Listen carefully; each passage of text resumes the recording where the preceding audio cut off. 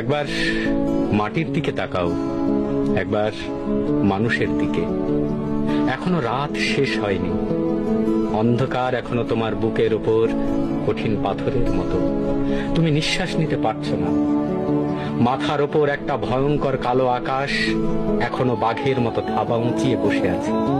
তুমি যেভাবে পারো ওই পাথরটাকে সরিয়ে দাও, আর আকাশের ভয়ঙ্করকে শান্ত গলায় এই কথাটা জানিয়ে দাও, তুমি ভয় পাওনি।